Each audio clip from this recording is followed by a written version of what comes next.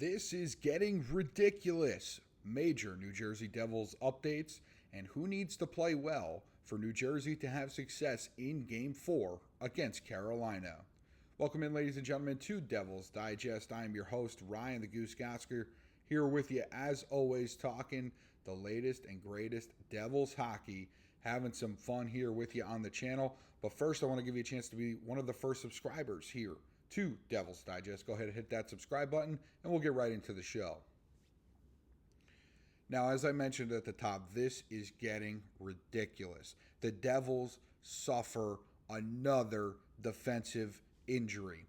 Johnathan Kovacevic left Game 3, which was just a wild one. We'll recap that in a little bit, but he left during the second period, did not return for the third period, did not return for overtime, it did not return for double overtime. So this is a huge, huge problem.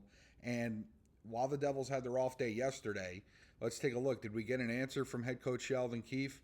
He's still being evaluated, and that's not a good thing, right? We've seen this in the past. Guys are, still getting evaluated, I think they said the same thing with Luke and Brenden, so it's got to scare you. So that you're talking about 3 of the Devils' top 6 defensemen right now are injured.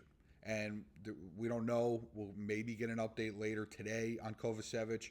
I'm not sure. Again, as I mentioned, the whole hockey injury stuff is up in the air for me. But the Devils could be without 3 of their starting 6 defensemen heading into the most important playoff game, the most important game of the season after they won Game 3, which, by the way, I do want to touch upon, was an absolutely awesome game. I know my colleague Aidan Barrett did a video on Nemec and how awesome that has to feel. You guys know I came on here and after the Winnipeg game when Sheldon Keefe was beating down the kid. I've certainly had some thoughts on his play this year. I didn't think it was very particularly good. I think he's progressively gotten better. Okay, and certainly in Game 3, he was the Devils' arguably best defenseman on the ice. I think Pesce played exceptionally well as well. Dumoulin was out of control, okay? But Nemec rose to the occasion in Game 3, and that's the kind of stuff you're looking for a team that's trying to piece it all together. Now, talk about piecing it together, right? The Devils didn't think they'd get Jonas Siegenthaler back. We all thought, I believe, GM Tom Fitzgerald had a press conference earlier in the year, about a month and a half ago, where I'm pretty sure he nearly said he was out for the season. And now all of a sudden he starts practicing, he starts skating, he starts practicing. And he comes out and he's supposed to be in this reduced role. And then all of a sudden he's up to, and I don't even know at what point this tweet was sent out, but he was up to over 26 minutes of ice time in your first game back when you knew conditioning would be an issue. And of course, they had to ask him about it, right? And Siegenthaler says he's pretty gassed. Nico said he's never been this tired after the game. And Nemec was like, yeah, I felt better after each period. The young guy feeling, a little bit less tired than the rest. But the Devils Game 3 was just awesome. Like I said, I wasn't there, but you could feel it. And I have to say, right, I mean, you can go back and look at the video I did right before that game. I challenged Captain Nico Hischier as he challenged the fan base. And I said, we'll bring it pregame, we'll bring it the first few minutes, but then after that, it's your play that determines how raucous this crowd's going to be. And certainly the captain heard me loud and clear. I mean, that's got to be, right, the one...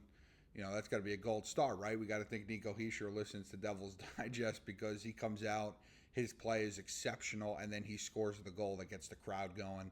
And the Devils held on to that 1-0 lead for a long, long time in that game. So the captain doing it, not only saying it, but doing it, talking the talk and walking the walk. So it's great to see.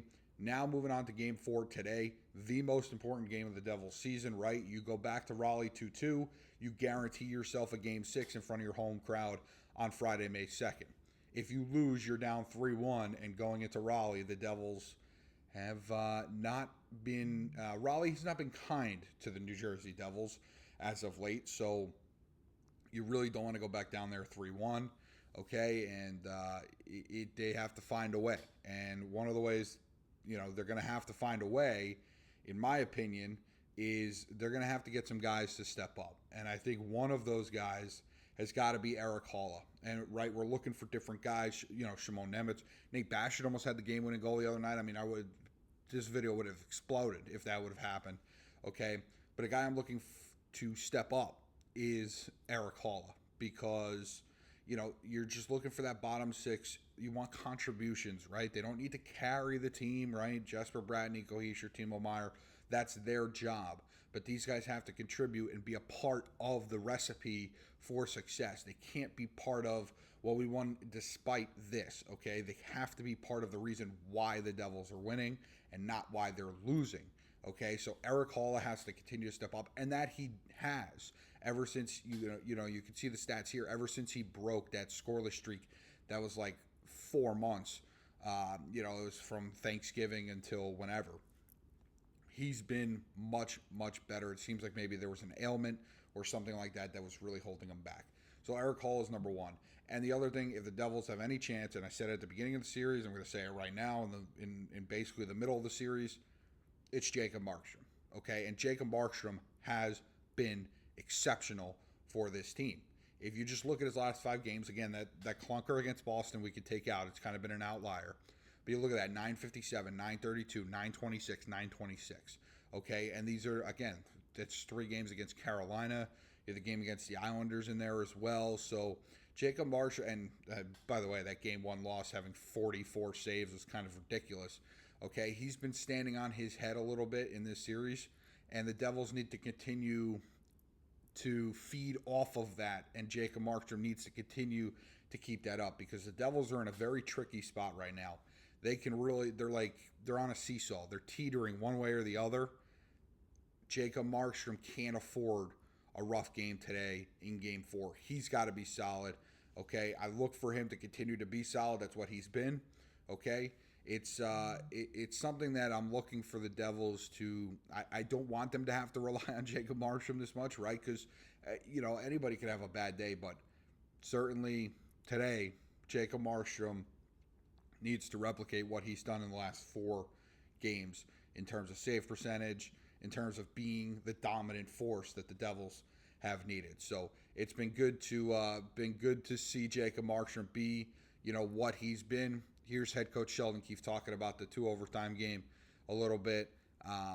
But I love this quote from Jonas Siegenthaler, basically calling Jacob Markstrom kind of like a wizard. And some of the saves that he makes and the acrobat stuff is awesome to see. So Jacob Markstrom is being exactly what the Devils traded for when they got him and they gave away their first-round picks. So it is going to be another great day at Prudential Center, 3:30 puck drop, although rumor has it it's going to be pushed back till closer to 3:50 is what I'm hearing from people I know. But make it loud if you're going to the game.